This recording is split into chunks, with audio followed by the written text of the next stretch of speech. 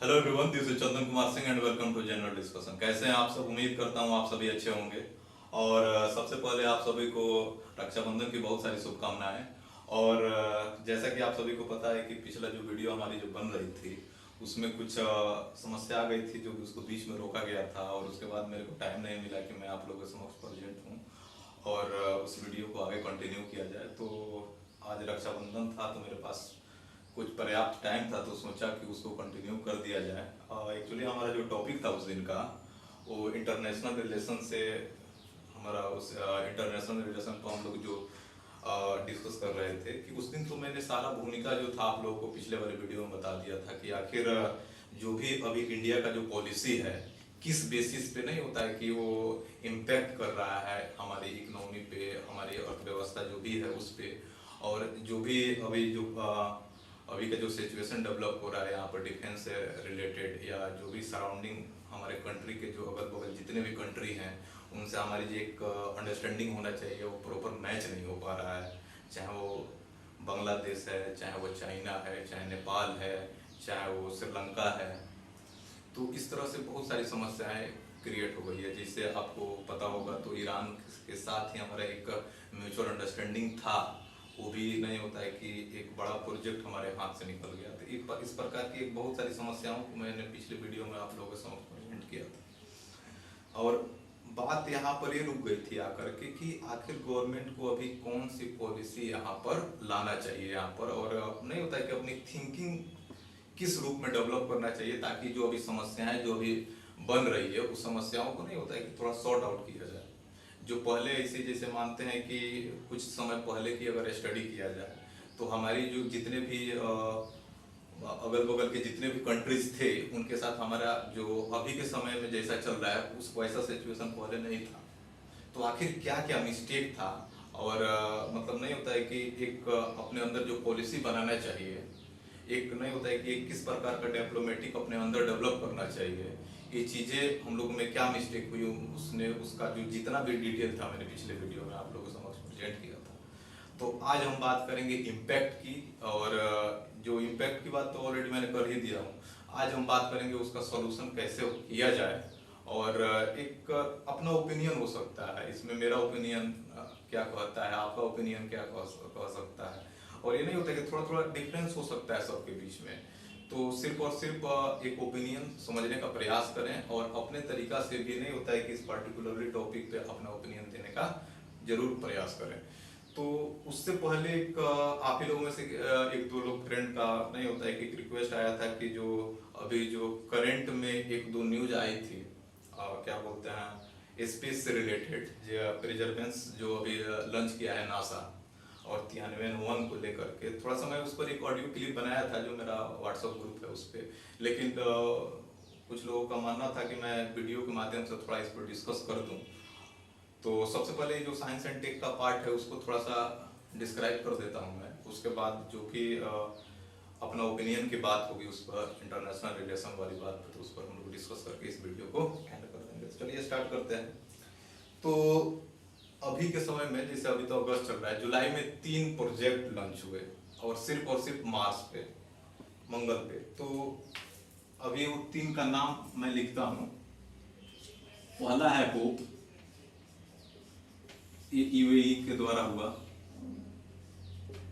दूसरा है हमारा तियानवेन 1 जो चाइना द्वारा हुआ। थर्ड है हमारा प्रिजर्वेंस जो इसको लॉन्च किया है नासा ने। तो थोड़ा थोड़ा सा करके तीनों के बारे में थोड़ा थोड़ा सा जान लेते हैं ताकि आपका जो भी कंसेप्ट है वो चीज़ें समझ में आ जाए। तो सबसे पहले अगर अब साइंस एंड टेक पर जब हम डिस्कस ही कर रहे हैं तो थोड़ा सा मैं चाहूँगा कि मतलब अगर नासा से रिलेटेड जब प्रिजर्वेंस की बात करेंगे तो थोड़ा सा मैं बात करना चाहूँगा कि इससे पीछे की जो एक स्टोरी है उस स्टोरी टाइप के, ताकि आप एक दूसरे को लिंक कर पाए, समझ पाए कि एक्चुअल में हुआ क्या था। तो जैसे आप लोगों को पता हो, एक कुछ मंथ पहले की ही बात है, डेमो 2 एक प्रोजेक्ट लॉन्च किया था। कौन? नासा ने। जिसमें नहीं होता है कि दो लोग स्पेस में गए थे और बहुत ही चर्चा में था, तो उसकी क्या स्टोरी थी उस पर थोड़ा सा नहीं होता है कि एक ब्रीफ स्टोरी आप लोगों को बता देता हूँ, कि ताकि जब आज थोड़ा सा डिस्कस नहीं हो रहा है तो अच्छा से हो जाए, आप लोगों को नहीं होता है कि एक कंसेप्ट डेवलप हो जाए आप लोगों के अंदर। देखिए हुआ क्या था कि जैसे मान लीजिए कि जैसे अपना ये 0 डिग्री है मानते हैं यहाँ पर, जैसे अर्थ है अपना, यहाँ से 400 के लगभग मान के चलिए डिस्टेंस, 400 किलोमीटर डिस्टेंस पे एक यूएसए के द्वारा एक स्पेस स्टेशन डेवलप किया गया है। एक स्पेस स्टेशन डेवलप किया, मान के चलिए एक स्पेस स्टेशन कुछ ऐसा है, मान के चलिए यहाँ पर, और ये स्पेस स्टेशन जो है एक नहीं होता है कि ऑर्बिट की तरह ये रोटेट करते रहता है हमेशा, यहाँ पर समझ लीजिए। और इसी ऑर्बिट में जैसे स्पेस स्टेशन हुआ यहाँ पे, अब इसमें होता क्या है कि हर कंट्री से जो भी मतलब इसमें मान के चलिए पार्टनर की अगर हम बात करें तो यूएसए है आपका, फिर कनाडा है आपका इसमें, फिर इसमें अगर थोड़ा सा और बात करें तो लगभग यूके है आपका इसमें, और भी कुछ अदर कुछ कंट्री है इसमें भी।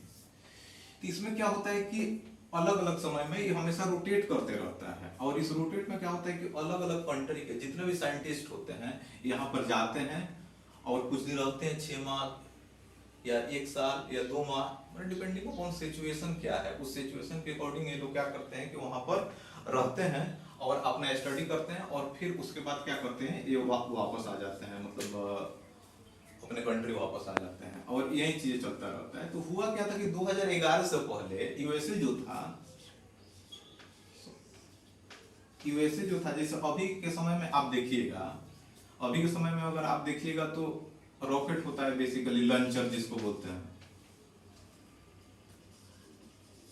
जिसको समान लॉन्चर बोलते हैं। तो उस समय 2011 से पहले आप अगर जाइएगा तो उसमें लॉन्चर ना होकर के शटल यूज होता था। तो शटल क्या करता था, शटल में लोग जनरली बैठते थे साइंटिस्ट, और क्या करते थे यहाँ पर स्पेस स्टेशन में यहाँ पर जाते थे। यही शटल का शिकार 2011 में अगर आपको कल्पना चावला इंडिया के पता हो, तो इसी शटल के दौरान जब यहाँ से जब वापस आ रही थी तो उनका जो ये शटल था क्रैश हो गया था। तो 2011 के बाद यूएसए ने शटल को क्या किया कि कैंसिल कर दिया, शटल को कैंसिल किया इन्होंने, और उसके बाद इन्होंने प्लान किया कि मतलब रसिया के साथ इन्होंने कनेक्शन डेवलप किया, और रसिया के साथ मिल करके इनको जो भी जैसे साइंटिस्ट भेजना हो, चाहे जो भी चीजें यहाँ स्पेस स्टेशन में भेजना होता था, तो ये क्या करते थे, रसिया के सेटल से, रसिया का जो सेटल था, शटल बोलते हैं इसको, क्या करते थे लोगों को यहाँ पर स्पेस स्टेशन में भेजते थे और अपना जो भी काम करते थे यहाँ पर हो जाता था। लेकिन धीरे धीरे होता क्या क्या कि मोनोपोली बढ़ने लगी यहाँ पर। मोनोपोली इन द सेंस के मतलब नहीं होता है कि आप जब किसी भी कंट्री को जब ये लग जाएगा कि आप इस पर डिपेंड है, तो ऑब्वियसली बात है कि मतलब नहीं होता है कि उसकी डिमांड बढ़ जाएगी। यही सिचुएशन हुआ। फिर इन्होंने क्या किया कि एक प्लान किया, यूएसए ने एक प्लान किया, यहाँ पे जिसको बोलते हैं यूएसए ने एक प्लान किया कि क्यों ना हम मतलब नहीं होता है कि अपने जो भी लोकल, अपने लोकल इन द सेंस मेरी बात की जो भी निजी कंपनी है, वहाँ के प्राइवेट कंपनी है, उनके साथ टाई अप किया जाए और एक नहीं होता है कि कुछ प्रोजेक्ट लॉन्च किया जाए। और इन्होंने यूएसए के जो डिफेंस थी वो अप्लस, एक स्पेस एक्स का नाम आपने सुना होगा।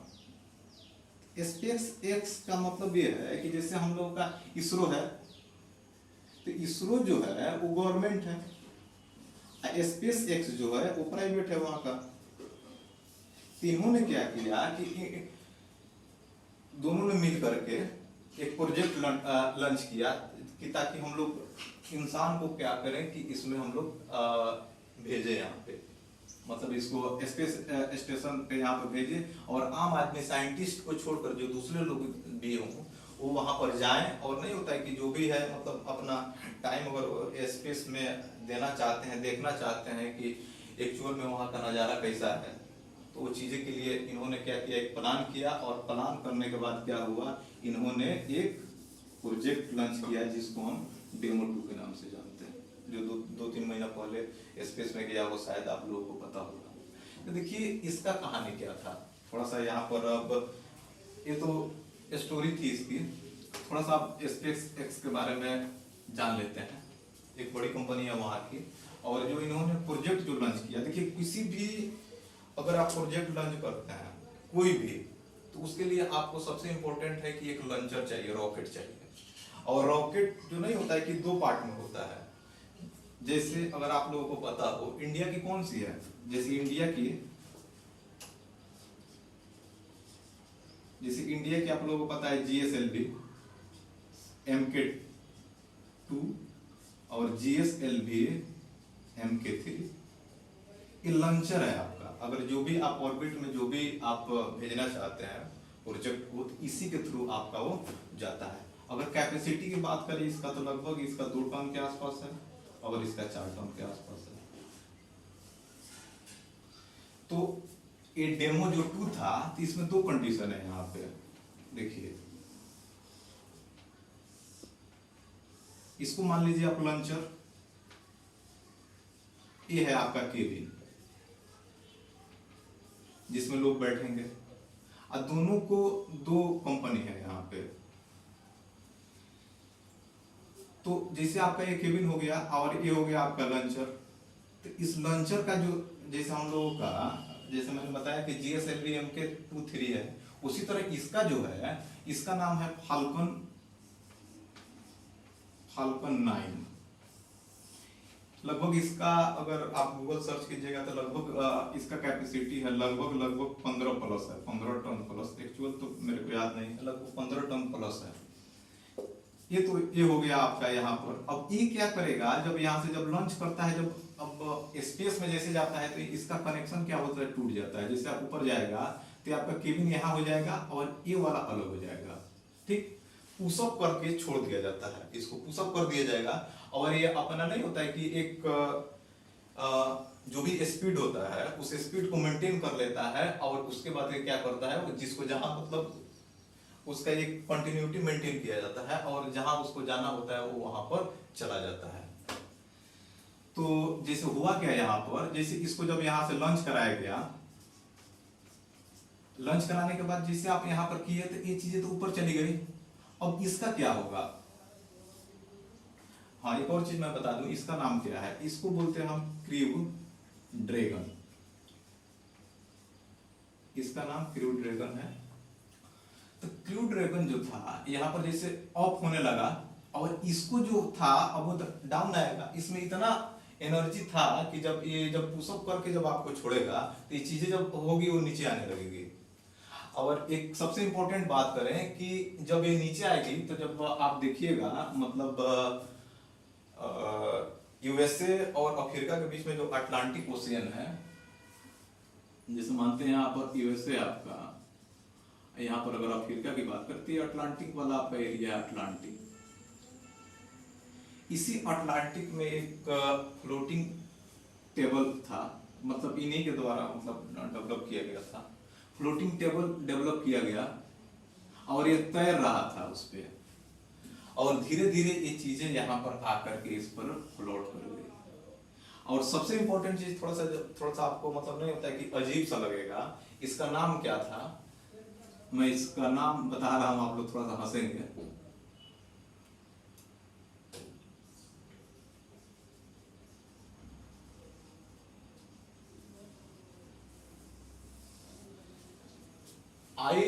आई स्टिल लव यू, अभी तक मतलब इसका उन्होंने नाम रखा है। थोड़ा सा इंटरेस्टिंग नाम है, समझ सकते हैं, और आपको याद भी रहेगा। तो इस जो फ्लोटिंग टेबल का एग्जाम के लिए इम्पोर्टेंट नहीं है, बट थोड़ा सा मतलब जान लीजिए कि क्या कहानी है इसका, उन्होंने इसका नाम रखा था। उसके बाद क्या हुआ कि जब यहाँ पर जब आई, जब यहाँ पर होता क्या है कि स्पेस स्टेशन में आप जाइएगा, जैसे रेलवे होता है, तो रेलवे में उस तरह नहीं होता है कि यहाँ पर जाइएगा तो यहाँ पर सेंटर होता है, आप वहां पर जाकर के इंजन रुक जाएगी।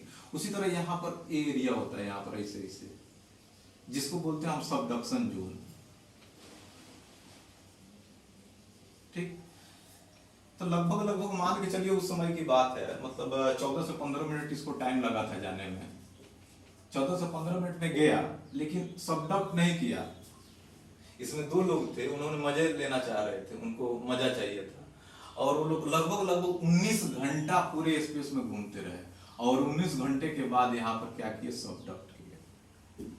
ये तो थोड़ी सी ब्रीफ स्टोरी थी, मतलब डेमो 2 की। और नासा ने इसको नासा जो है वहाँ पे एक नहीं होता है कि उनकी प्रोजेक्ट था, और प्रोजेक्ट जो था गाइड जो नासा के द्वारा किया गया था, और एक वर्किंग कंडीशन जो देखा जाए वो स्पेस एक्स की एक बहुमुखी भूमिका कही जा सकती है। तो उम्मीद करता हूँ आपको ये चीज़ें समझ में आई होगी। तो आज का जो 3 टॉपिक है उस पर थोड़ा सा डिस्कस कर लेते हैं।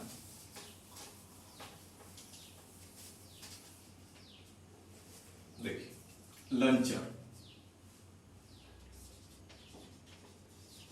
लंचर इंपॉर्टेंट है, आप लोगों को पता ही होगा। लंचर आपको तो समझ में आ गया होगा कि लंचर क्या है, लंचर बताने की जरूरत नहीं है। एक होता है ऑर्बिटर, थर्ड होता है रोवर।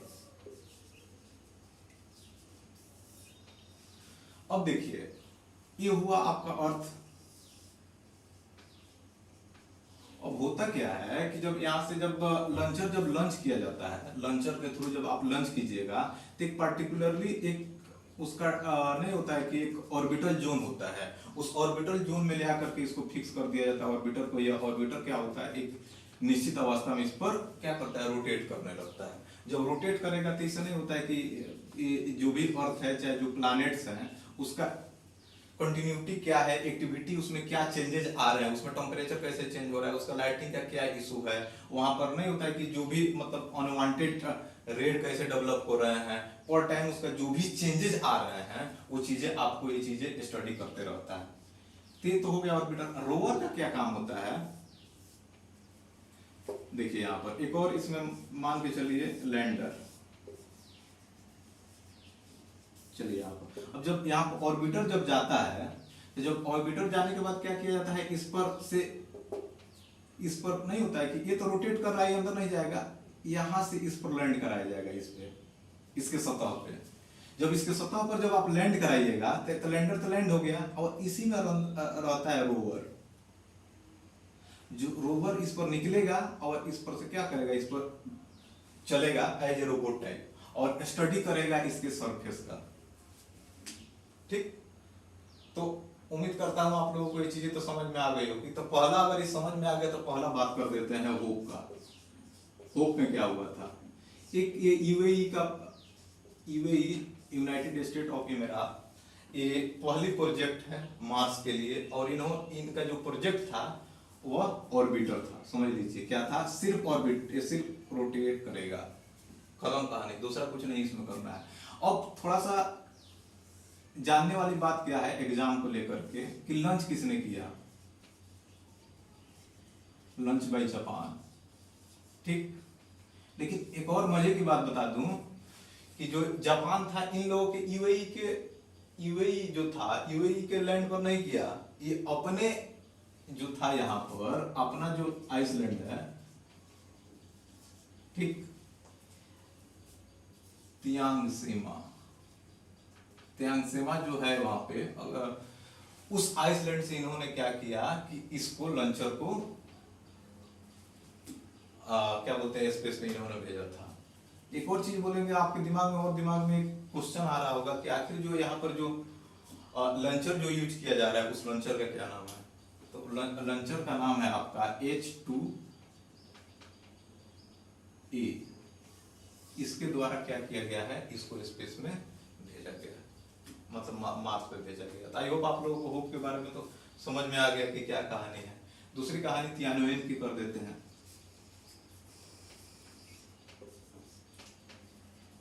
तियानवेन फर्स्ट, देखिए तियानवेन में क्या हुआ है कि इसमें 3 चीजें हैं, इसमें ऑर्बिटर भी है, लैंडर भी है, और यहाँ पर आपका क्या ऑर्बिटर हो गया, आपका लैंडर हो गया, और आपका रोवर भी हो गया। अब इसका क्या है कि जैसे ऑर्बिटर यहाँ पर, ऑर्बिटर के थ्रू क्या होगा, यहाँ पर जब लैंड कराइएगा यहाँ पे, ठीक, जब यहाँ पर आप जब लैंड कराइएगा तो वहां पर रोवर निकलेगा और स्टडी यहाँ पर करेगा। ये पहली प्रोजेक्ट है तियानवेन का, चाइना का। और इससे पहले उन्होंने 2011-12 में रसिया के साथ मिलकर के प्रयास किया था, लेकिन वो नहीं होता है कि उन लोगों का जो प्रोजेक्ट था वो फेल हो चुका था। ठीक, इस बार इनका जो प्लान था कि मतलब इसमें सफलता लेना है और इसका जो सरफेस का स्टडी करना है इनको, ठीक है, जैसे मिट्टी कैसा है, वहाँ का वातावरण कैसा है, ये चीजें इन लोगों को स्टडी करना है। और इसमें जो लॉन्चर जो यूज किया गया है उसको बोलते हैं हम लॉन्ग मार्च 5। लगभग इसकी कैपेसिटी है लगभग मान के चलिए 14 टन के आसपास,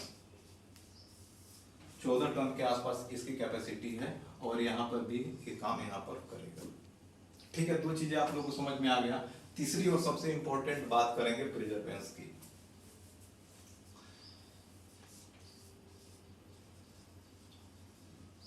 अगर आपको ये दो चीजें समझ में आ गई तो इसमें भी कुछ बड़ी बात नहीं है, थोड़ा सा काम अंतर है।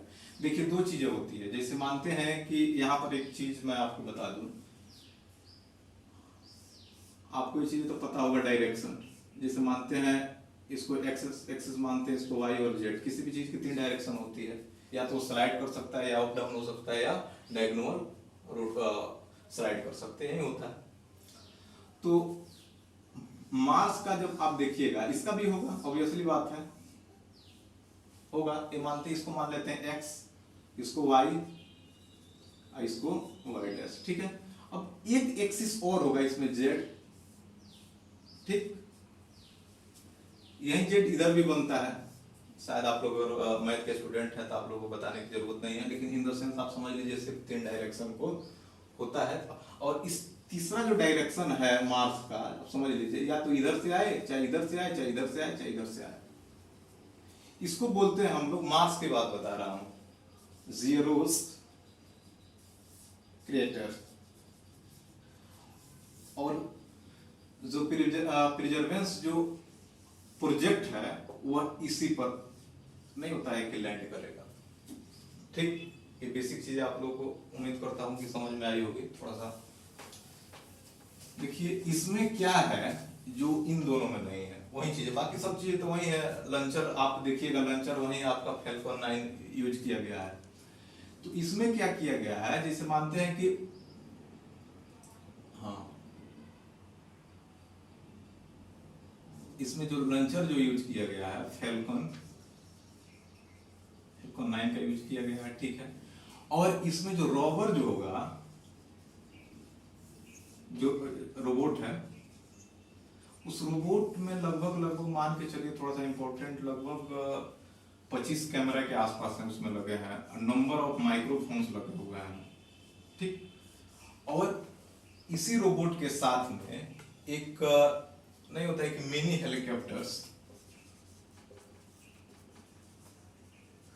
हेलीकॉप्टर भी यहाँ पर भेजा गया है। अगर आपको पता हो, जैसे मैंने ग्रुप में शेयर भी किया था विद फोटोज, अगर आपने उसको देखा होगा तो आपको वही चीजें क्लियर कट हो जाएगी, समझ में आ जाएगी कि मतलब क्या मैं कहने का प्रयास कर रहा हूँ। अब यहाँ से जैसे लॉन्च किया गया यहाँ पे, ठीक, और लॉन्च करने के बाद होता क्या है कि जैसे रोवर यहाँ पर निकला यहाँ पे, तो रोवर यहाँ पर स्लाइड करना स्टार्ट हो जाएगा। और यही इसी में एक होगा हमारा क्या, ये हेलीकॉप्टर। अब हेलीकॉप्टर का काम क्या है कि मतलब वहां पर नहीं होता है कि राउंड अप ऊपर जाना, और थोड़ा सा नहीं होता है कि स्लाइड करना, ऊपर घूमना, और वहां पर क्या बोलते हैं, CO2 की मात्रा ज्यादा है। और इसके माध्यम से क्या किया जाएगा, वहां पर ऑक्सीजन को रिलीज करने का प्रयास किया जाएगा। दूसरा एक और चीज इसमें बता दें कि जो ये फरवरी, लगभग 18 फरवरी को यह नहीं होता है कि अपने जगह पर पहुंचेगा, इस जगह पे। और उसके बाद लगभग 2030-31 में इसको वापस आने का प्लान है। मतलब यहाँ से इसको मिट्टी लाना है, यहाँ से उसको मिट्टी लाना है, और ये स्टडी करना है कि क्या यहाँ पर वाकई में लाइफ पॉसिबल है कि नहीं। ये चीजें इनको यहाँ पर बताएं। अब इतना जब बताइए, इतना एक लंबा टर्म में रहना है तो फ्यूल की समस्या आएगी। और यही रोबोट के पास में लगभग यूज किया जाएगा इसमें प्लेटिनियम। और प्लेटिनियम आपको पता ही है, एक just type of a catalyst होता है, रेट ऑफ जो भी रिएक्शन होता है वो इंक्रीज करता है। तो फ्यूल से रिलेटेड जो भी समस्याएं होगी, एनर्जी से रिलेटेड जो भी बातें होंगी, वो चीजें इनको मिलती रहेगी। और दूसरा का चीज अब जब यहाँ बता रहे हैं हम लोग के हुआ क्या था, जैसे मानते हैं कि थोड़ा सा एक बेसिक कंसेप्ट जान लीजिए। जैसे मानते हैं कि ये कोई प्लानेट है, ठीक है, अब यहाँ पर ऑर्बिटर यहाँ पर रोटेट कर रहा है, ठीक है, अब ऑर्बिटर यहाँ पर रोटेट कर रहा है और इसी का टाइम ड्यूरेशन देख करके नहीं होता कि इसको लैंड करना है, ठीक, जिसको बोलते हैं 7 टाइम्स टेरर। अब होता क्या है कि इस टाइम ड्यूरेशन देख करके इस पर लैंड कराना होता है लैंडर को, आपको प्लैनेट को सतह पर उतारना होता है, ठीक है। और जो 7 टाइम टेरर जो है इसका है, मतलब जब यहाँ पर जब रोटेशन जब स्टार्ट होगा इनका, उस रोटेशन में 7 मिनट के अकॉर्डिंग इनको इस पर से क्या करना है, लैंड करा देना है। अगर आप लोगों को शायद याद हो, मतलब चंद्रयान 2 की स्टोरी, इसी समय हमारी कहानी वहां पर फ्लॉप हुई थी। जब यहाँ पर लैंडर जो था यहाँ पर जब यहाँ पर लैंड किया, ठीक, उसके बाद जब यहाँ पर जैसे ही रोवर यहाँ से निकला यहाँ पर, तब तक कनेक्शन जो था टूट गया। जैसे यहाँ पर मैंने बताया नंबर ऑफ माइक्रोफोन्स लगे हैं, तो वहां पर क्या था कि जैसे ही यहाँ पर लैंड किया, यही मतलब सबसे इंपॉर्टेंट यही होता है इसका, जैसे मानते हैं इसका 7 टाइम्स एरर जो दिखा रहा है यहाँ पर, इसका टाइम अलग होगा। हर का अपना अपना टाइम बनाता है, जो भी कंपनी होता है टाइम बनाता है अपना टेरर को लेकर कि उसी पर्टिकुलरली टाइम में आपको लैंड करना होता है। अगर उससे अगर थोड़ा सा अगर मिसमैच होता है तो चीजें गड़बड़ हो जाती है, मतलब लिंक टूट जाता है। क्योंकि आप जब स्पेस में जाइएगा तो नहीं होता है कि हर समय कुछ ना कुछ घटनाएं परिघटनाएं होती रहती हैं, और उस घटनाएं से नहीं होता है कि आप अज्ञात रहते हैं, आपको आइडिया नहीं होता है कि मतलब क्या हो सकता है, पॉसिबिलिटी क्या है, जो आप सोच रहे हैं उससे उल्टा हो जाएगा। तो उससे पहले स्टडी कर लिया जाता है कि हमको इतने मिनट पे वहां जाना है, इतने मिनट पे वहां पर लैंड करना है, पूरे स्टडी करके। क्योंकि जब आप नहीं होता है कि जब आप अर्थ पे हैं तो आप पूरे स्टडी कर लेंगे कि इस मिनट पे क्या होने वाला है, इस मिनट पे क्या होने वाला है, जो अपना एक टाइम निकालेंगे, और टाइम निकालने के बाद उसको नहीं होता है कि एक जोन फिक्स कर लेंगे कि इसमें कोई घटना परिघटना नहीं होने वाला है, और उसी में आप लैंड कराएंगे, और यही चीजें मिसमैच हुआ हो सकता है। ऑब्वियसली बात है, आप इतना बड़ा काम कर रहे हैं तो ये चीजें थोड़ा सा मेरे को था कि मैं इस चीज को आपको क्लियर कर दूं। उम्मीद करता हूँ आप लोगों को ये टॉपिक समझ में आया होगा, और इसमें जो भी अगर कंफ्यूजन होगा आप लोग तो कमेंट बॉक्स में पूछ सकते हैं। तो चलिए पिछले वीडियो वाला का जो भी बातें रह गई थी उसको थोड़ा सा चर्चा कर लेते हैं कि क्या करना चाहिए, और इस वीडियो को उसके बाद खत्म कर देंगे। उसके बाद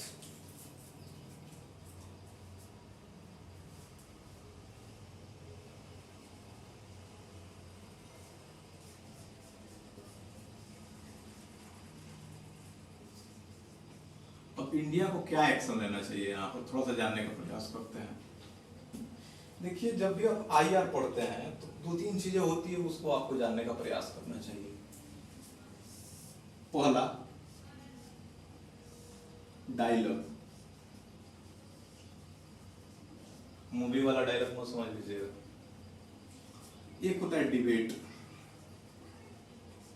या डिस्कशन आप कह सकते हैं, एक होता है आपका कह सकते हैं कि डिप्लोमेटिक, ठीक। ये 3 चीजें आप लोगों को ध्यान रखना चाहिए। आप लोगों के मतलब कंट्री को ये चीजें ध्यान रखना होता है, और जब भी आप आईआर पढ़ते हैं तो 3 चीजें पता होना चाहिए। देखिए, जब भी कोई भी कंट्री, कोई भी नहीं होता है कि जैसे WHO हुआ, WTO हुआ, आपका IMF हुआ, जितने भी मतलब नहीं होता है कि इंटरनेशनल ऑर्गेनाइजेशन है, जो भी कमिटमेंट करे बस आप उस पर डायलॉग अपना कर दीजिए, मतलब सहमति कर दीजिए, हाँ हम करने वाले हैं। ये नहीं है कि जो भी कोई अब 10 कंट्री मिल करके कोई एक प्लान बना रहा है, आपको ये नहीं कहना है कि हम इसमें एग्री नहीं है, चाहे हमको ये समस्या है, आप उस समय नहीं होता है कि हाँ मैं हाँ वहां पर आपको डाल देना है। बाद में कुछ भी कीजिए, धीरे धीरे। नहीं होता है कि जब बातें पुरानी हो जाती है तो नहीं होता है कि उतनी बड़ी समस्याएं नहीं होती है। जैसे नहीं होता है कि कोई मामला क्रिएट हुआ बहुत से भयानक, सब जितने भी कंट्री के जितने मेंबर हैं एंग्री हैं, सभी के सभी, और एक इन्होंने नहीं होता है कि एक ट्रीटी मांगा ऑर्गेनाइजेशन से, मानते हैं कि इंडिया के खिलाफ मांगा, अब इंडिया उसके अगेंस्ट हो जाए तो थोड़ा सा बात बिगड़ेगा ना। तो उसका जो डायलॉग होना चाहिए, एक नहीं होता है कि आप किसी भी चीज को लेकर के आपको पता होना चाहिए कि नहीं होता है कि एक सहमति हर समय में एक एक्चुअल समय पर क्या डिसीजन लेना चाहिए आपको पता होना चाहिए यहाँ पे। दूसरा चीज हम बात करते हैं कि डिबेट, जितने भी आपके अगल बगल के कंट्री हैं आपके उसके साथ हमेशा वार्तालाप करते रहना चाहिए, ठीक, वार्तालाप कीजिए, डिस्कशन कीजिए। यही नेपाल के साथ नहीं हुआ। नेपाल के साथ अगर मैं आपको बता दूं, जोड़ते चलूं, तो नेपाल कितना दिन से नहीं होता है कि जो भी समस्याएं चल रही थी हमारे बॉर्डर पे, जो भी समस्याएं यहाँ पर चल रहा था, वो बहुत पहले से नेपाल बोल रहा था कि आप इस पर डिस्कस कर लीजिए, लेकिन हमारे पास टाइम ही नहीं था। तो एक प्रकार का एक क्राइटेरिया होना चाहिए अपने पास कि मतलब एक पर्टिकुलरली जो भी मुद्दा उठता है उस मुद्दा के अकॉर्डिंग क्या है कि हम लोग एक डिबेट करें, डिस्कस करें उस पर्टिकुलर टॉपिक पे। क्लियर? उसके बाद डिप्लोमेटिक, एक मतलब आपके अंदर एक डिप्लोमेटिक नहीं होता है कि कह सकते हैं कि एक गुण होना चाहिए आपके अंदर में। जैसे मानते हैं कि चाइना ने क्या किया कि पैसे का लालच दिया किसको? बांग्लादेश को। आपके अगेंस्ट हो गया। मैं पिछले वीडियो में बताया था कि इंडिया के जो राजदूत हैं 6 माह से जो उनकी वजीर आजम है उनसे मिलने का प्रयास कर रहे हैं, मिल ही नहीं रहे हैं। श्रीलंका को पैसा दिया। बताइए, जब इनको आप इतना पैसे दे रहे हैं, सब चीज जब कर रहे हैं, तो क्या आपको सपोर्ट करेगा? नहीं। यहाँ पर पाकिस्तान है, पाकिस्तान को पूरी फंडिंग दे रहा है, प्रोजेक्ट बना रहा है, और BRI प्रोजेक्ट इन्हीं से, मतलब POK वाले, जब आप एरिया देखिएगा POK एरिया से वो रास्ता निकल रहा है। ईरान को देख लीजिए, ईरान में लगभग इतना ज्यादा फंडिंग किया है, वो बहुत ज्यादा फंडिंग किया है। यहाँ पर लगभग चाबार्ड पोर्ट से लेकर के, जैसे आप माने यहाँ पर देखिएगा, जो आपका जैसे यहाँ पर हरमुज है, हरमुज का जो हरमुज की खाड़ी जो है यहाँ पे है, यहाँ पर जैसे मानते हैं कि यहाँ ईरान है, तो यही ईरान से यहाँ पर, ईरान से लेकर के यहाँ जगह, और यहाँ से अफगानिस्तान, ये अफगानिस्तान तक, यहाँ से ये प्रोजेक्ट इंडिया को मिला था, यहाँ पे कैंसिल हो गया। अब ऑब्वियसली बात है कि यहाँ से यहाँ और यहाँ से यहाँ का प्रोजेक्ट जो चाइना बनाएगा। क्यों हुआ? बस हमारी डिप्लोमेटिक फेल हो गई।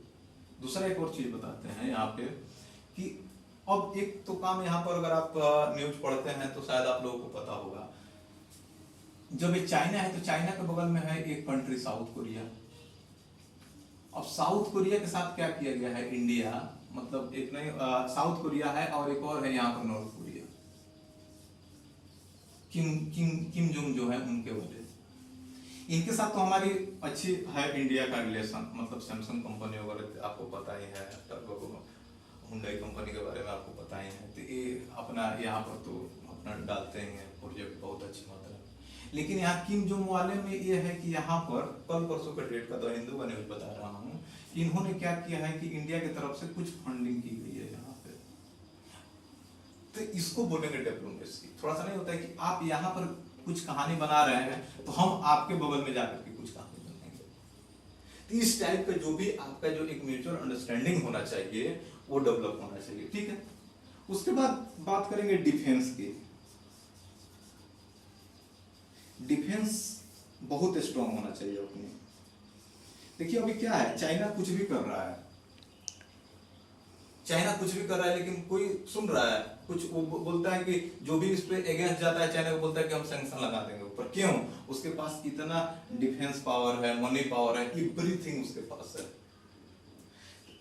आपको अगर एक मजे की बात बताऊं, राफेल आया है, मैं इसका टेक्निकल नहीं बोलूंगा क्योंकि आप लोग न्यूज पढ़ के खुद बोर हो गए होंगे, लेकिन जो आपने नहीं पढ़ा है उसकी बात मैं बताऊंगा। 4.5G है। मैं आप ही से क्वेश्चन पूछता हूं कि क्या 4.5G दूसरे कंट्री के पास नहीं है? जो टेक्नोलॉजी इसमें है क्या दूसरे कंट्री के पास नहीं है? तो फिर इतना हल्ला बोल क्यों? एक और चीज बताते हैं, एक ऑफसेट होता है, थोड़ा सा जान लीजिए, इकोनॉमिक का पार्ट है। ऑफसेट उसको बोलते हैं कि जैसे जिस भी कंट्री से आप डिफेंस का डील करते हैं तो उसका कुछ परसेंटेज जो होता है उसी कंट्री में नहीं होता है कि इन्वेस्ट करना होता है। नहीं समझे ना, बता रहा हूं। देखिए जैसे फ्रांस से आया है, राफेल आया है, ठीक, अगर मानते हैं लगभग 60 के करोड़ का आसपास क्या है डॉलर, 60,000 करोड़ का है आसपास, तो इसका ऑफसेट जो है वो 50% है, तो इसका मतलब है 30 के करोड़ होगा डॉलर, ठीक है। यानी 30,000 करोड़ जो होगा फ्रांस को इंडिया में इन्वेस्ट करना होगा, ऑफसेट का मतलब ये है। एक और मजे की बात इसमें बताऊं, ये जो 50% वाली जो 30 करोड़ है वो पता है किसको दिया जा रहा है? अनिल अंबानी को इन्वेस्ट करने के लिए दिया जा रहा है। परसों का न्यूज बताऊं आपको, परसों की बात मैं आपको बताऊं, तो इनकी जो कंपनी जो थी वो दिवालिया हो गई है, और दिवालिया होने के बाद 45,000 करोड़ का घाटा लगा है, और इनकी जो 2 फ्लैट है उस 2 फ्लैट को यस बैंक नहीं होता है कि मतलब अपना दायित्व स्थापित करने के लिए बोल दिया है। तो बताइए एक चीज हम यहाँ पे, कितना इंपॉर्टेंट बात है कि यहाँ पर एक कंपनी बैंकक्रप्ट हो रही है, और आप इतना बड़ा जब आप इसका जो डील कर रहे हैं, उसके बाद इतना बड़ा अमाउंट आप इसको क्यों दे रहे हैं? क्या आपके पास इसरो डीआरडीओ नहीं है क्या? एक और मजे की बात मैं बताऊं, श्रीलंका है, और श्रीलंका के यहाँ का एक है कोलंबो, पहले जो इसकी राजधानी हुआ करती थी, अब महिला परिवर्तन हो गई है। इसमें क्या था, इसमें 1 साल पहले की बात मैं बता दूं, जापान और इंडिया मिलकर के 49% यहाँ का शेयर खरीदने वाले थे, ठीक। लेकिन ये प्रोजेक्ट कैंसिल हो गया, क्यों? क्योंकि श्रीलंका ने क्लेम किया कि आप जो यहाँ से जो परसेंटेज जो आप उठा रहे हैं वो अदानी ग्रुप को देने वाले हैं। क्यों ऐसा कर रहा है? देखिए, जब गवर्नमेंट उठा रही है तो गवर्नमेंट को देना चाहिए। और ये फाइनली क्या हुआ, ये प्रोजेक्ट इंडिया से के हाथ से भी निकल गया और जापान के हाथ से भी निकल गया। उम्मीद करता हूं आप लोग को समझ में आ रहा होगा। उसी तरह होता है इकोनॉमिकल कॉजेस। अब इकोनॉमिकल कॉजेस में क्या होगा कि आपको मतलब इतना अपने आप को ग्रो अप करना चाहिए, अपने आप को इतना इंक्रीज करना चाहिए ताकि आपके पास जो भी आए, चाइना के पास क्या है, जो भी आता है कितना पैसा चाहिए आपको, जैसे $200 चाहिए, $2,000 चाहिए, 3,000, 5 लाख, जितना वाट एवर XYZ ले लो भाई, ले लो, सबको देता है। तो इससे क्या होता है कि वो चीजें इनके फेवर में आ जाती है। क्या हमारे पास है? नहीं है। तो हमारी अभी सबसे इंपॉर्टेंट क्या है कि इकोनॉमी को बूस्ट किया जाए, कोई भी प्लान अच्छा से किया जाए। जब आपकी इकोनॉमी बूस्ट करेगी आप, तो अपने आप से नहीं होता है कि सारा सिस्टम आपका डेवलप होना शुरू हो जाएगा। थोड़ा सा और बात कर लें इसमें, इंडिया की पॉवर्टी की बात मैं बता दूं, पॉवर्टी की बात मैं बता दूं आपको। लगभग लास्ट वीक का द हिंदू का रिपोर्ट बता रहा हूं आपको। एक रिपोर्ट जारी किया गया फूड को लेकर के, 3 टर्म में उन्होंने रिपोर्ट दिया था।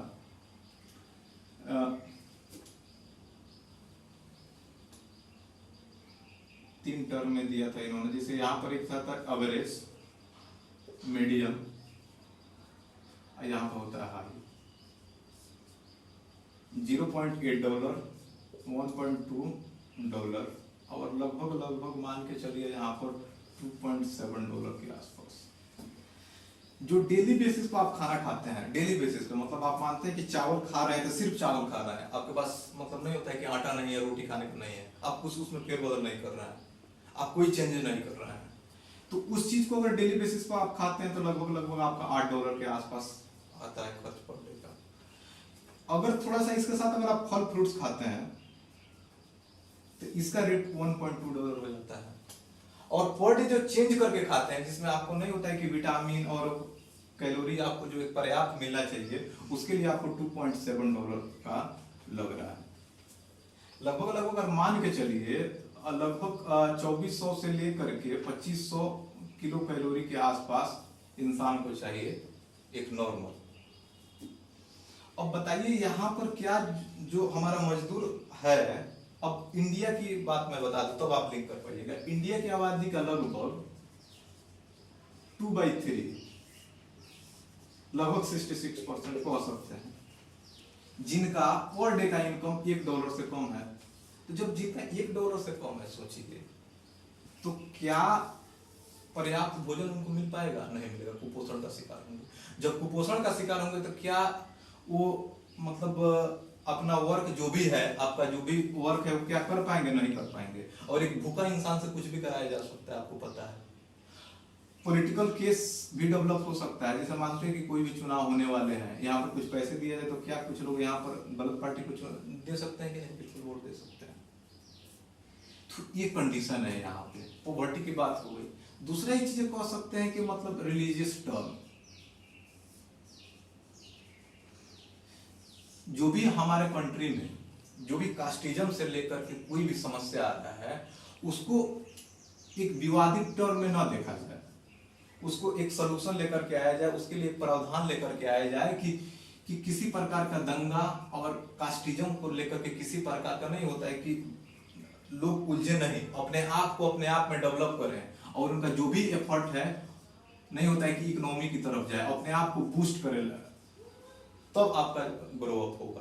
और पर इनकम यही तो होता है, एक एक आदमी जब पैसे जब कमाएगा तब तो आपका इकोनॉमी डेवलप होगी। 5 आदमी के हार्ड वर्किंग करने से और 5 आदमी के ज्यादा पैसे कमाने से आपकी इकोनॉमी बूस्ट नहीं होती है। उसके बाद एक और चीज अब मान लेते हैं, तो पॉलिटिकल कॉजेज भी मान लेते हैं। अब पॉलिटिकल कॉजेज में है कि पॉलिटिकल में भी रिफॉर्म करना चाहिए। अब जितनी भी केस यहाँ पर डेवलप हो रही है, अगर आपको पता हो रहा है कि जैसे जो भी केस आ रहा है, अब लास्ट मंथ का मैं बता दूं कि जैसे बीजेपी, मैं थोड़ा सा पॉलिटिकल नहीं जा रहा हूं, बट सिर्फ और सिर्फ स्टोरी बता रहा हूं जो न्यूज में था। यहाँ पर जैसे बीजेपी द्वारा ये बोला गया था कि जैसे गांधी परिवार में चाइना द्वारा कुछ मतलब नहीं होता है कि कुछ पैसे लेते हुए देखा गया है, मतलब फंडिंग के तौर पे, उसका एविडेंस इन लोगों के पास था। तो जो मैं पूछता हूँ, जब आपके पास एविडेंस था तो आप उस मौका का क्यों इंतजार कर रहे हैं कि जब जरूरत पड़ेगा तब बोलेंगे? उस समय आपका जब गवर्नमेंट है तो आप उसको गिरफ्तार कीजिए, उस पर प्लान कीजिए, एक्शन लीजिए, उसको गिरफ्तार कीजिए, तब ना सिस्टम आपका बैलेंस होगा। जब आप यहाँ पर छोड़ देते हैं, ये अपने आप इधर बोलते हैं, आप इधर बोलते हैं, तो इससे क्या होता है? समानता आपका खत्म हो जाता है। यही कुछ बातें थी। उम्मीद करता हूँ आप सभी को पसंद आएगा ये वीडियो, और जल्द ही मिलेंगे एक अगले एपिसोड में। तब तक के लिए दीजिए मुझे इजाजत। जय हिंद।